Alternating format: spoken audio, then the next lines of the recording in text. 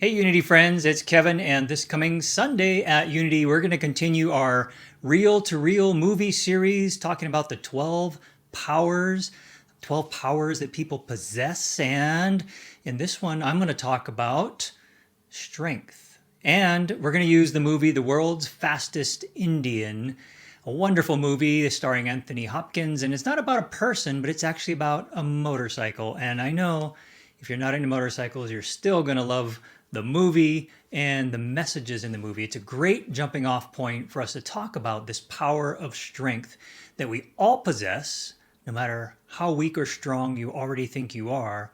And it may surprise you to find out that strength is not so obvious.